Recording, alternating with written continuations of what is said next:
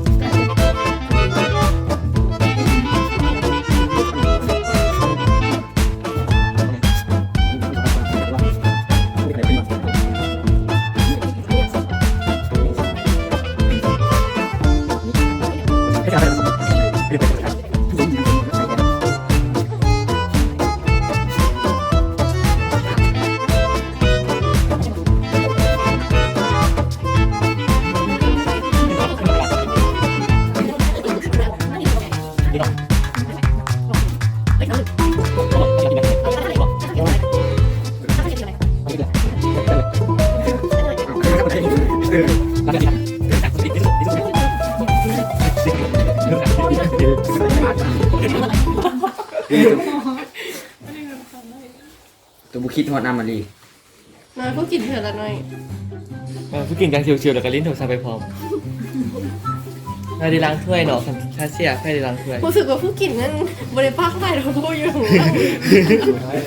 แผ่นกล้องไปแม่ นี่ชอบลมสิบองศา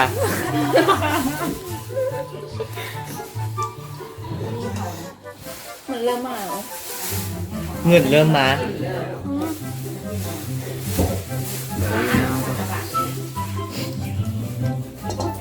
ตัวดูแลนี่มัน เส้น อาโว้ยอ่ะ เส้นหัวหน้าเป็นเส้นไรใจโอ้แค่ดูเส้นเป็นเส้นไร ตอนนี้ลีกันเลือลีเหี่ยวแล้วเนาะ เฮ้ยน่าคือเจงเห็นอันนี้เส้น อาการนอนอาการลิ้นโทรศัพท์ไปพร้อมลีไปเด้อลีสู้ๆ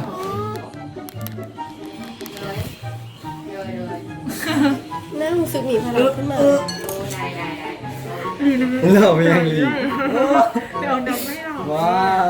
นี่เดียว นี่มีไฮไลท์นะมันเจ็บ ลี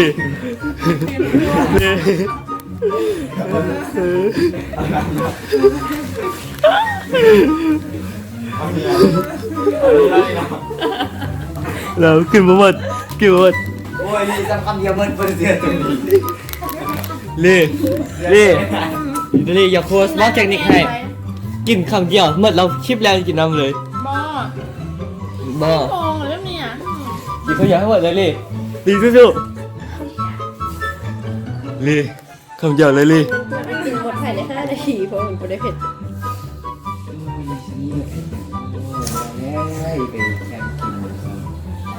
ลียอดกินดุ น้อยๆกิน ถ้าใครอยากเป็นสปอนเซอร์ก็ติดต่อเข้ามาเนาะเดี๋ยวรีบไปกินให้กินยากก็ได้เนาะ กินด้านแห่งดี กินไม่น้อยเฮ้ยลีให้ ตอนนี้ไอ้นี่ก็ซิวๆอยู่ตอนเนาะ ลีแบบได้ลีลีสู้ เบิ่งอันนี้ ๆลีสู้ๆลีคำสุดท้ายลี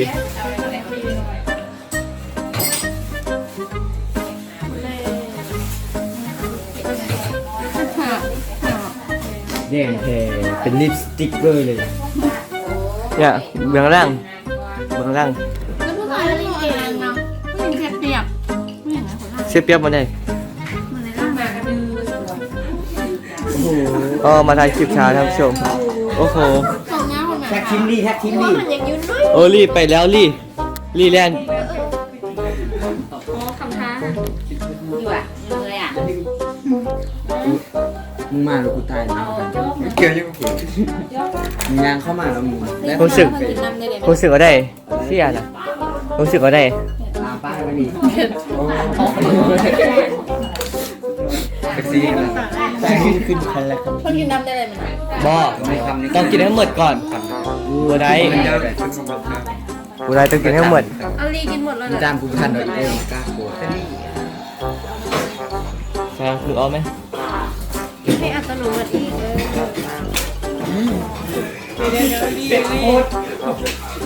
โอ้ยกระโจกกระโจก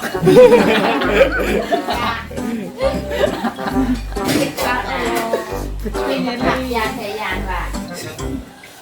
เฮ้ยบ้านป้าเจ้าเห็นยัง ลีมึงส่งกำลังใจให้หน่อยอ่ะ นายซื้อๆก็ไปเลยกันตี ได้ หน้า แถว แล้วนิ่งไปจีมึงมาแล้วกูตายรัวๆเลยกันไก่เลยนะ คือเราเห็นได้ดีอยู่นี้ ที่ไหนมึงมาแล้วกินจะมีเที่ยว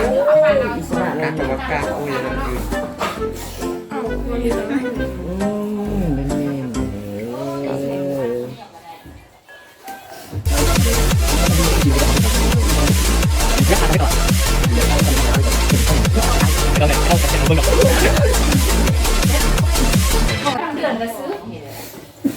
ตอนนี้นึงกูตายมึงมาอีกยางเข้ามามึงตายข้างมึง ไกลกับไกล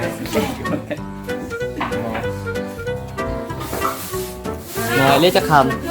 ทำไมเราอ่ะ เออเป็นกินเสืออ่ะเออเป็นกินเสือ ำฟังอย่างให้คนเบิ่งเดี๋ยว ตายมึงตายบอสอยู่นี่ ลีดังให้ก่อนไหม่ลี ลีนะ ผู้ชนะ ผู้ชนะ น้ำผู้ชนะ ลีอยากฟังอย่างเพิ่มคนที่กินมีเผ็ด ให้ แดง มาซาล้างถ้วยมันอ่ะให้พูดภาษา อย่าง แดดต้องไปล้างด้วยไว้กับโบเนาะลาเพชร มาพิษหมู เอาลีฟังอย่างลี ถ้าแพ้ต้องล้างด้วย แต่ต้องล้างด้วย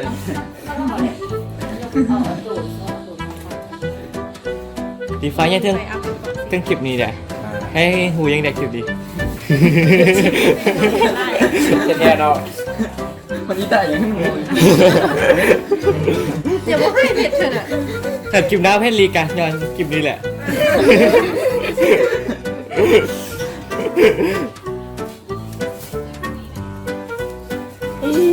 คอมเมนต์มาได้เดี๋ยวกันไปกินลีกินดี ถ้าไม่อยากให้อันลีกับอันน้อยกินยังละครเป็นมาได้เลยเนาะ เบ๊ะ เขาจะเป็นนักกินอยู่แล้ว บ้แม่ เพราะว่าเลยสุดยอดเรื่องกินนี้ ใครเป็นชินด้าเราทางร้านนี้จะกินเนาะ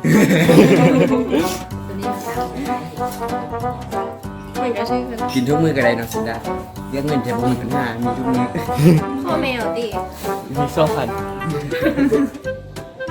กระโดดมันรู้นี่คนนี้เนี่ย บอ อะไร เดี๋ยวแป๊กกูได้ใจดีแค่นั้นน่ะ มันจะคนใจดีเดี๋ยวไปอ่ะ มีแต่คนรอเนาะ เหรอคันจะแบกรอทางเบิร์ดประเทศนี้ก็แมนเทพบุตรหมดเลย เพราะว่าเขารอข้อมูลเนาะ เบิร์ดไม่เอสเค ไปเอาฝากคลิปนี้ ท้าไปต่อไม่ต้อง ตรงยัง โอ้ยเสียง เรียกบอกสกายท้าแข่ง คือเราเดี๋ยวใส่เข้ากล่อง กับ ROS เนี่ย ทาซ่องซองเนาะโอ้ อย่ามาแม่ ถ้าตอมเบิงกาจะลืมกินให้น้องเด้อกับเอาอีกเซตเนาะซองนี้เอาเลยฟังยัง กับบุฟังยังเนาะไม่น่าไรไม่น่าหรือบางวันกับบูเลยเนาะจากแมนนุ่งเสื้อกันนะ ฟังไม่หลีเอาฝากกดไลค์กดแชร์กดติดตาม ฮองเลยฮอนเลย ไปจบคลิป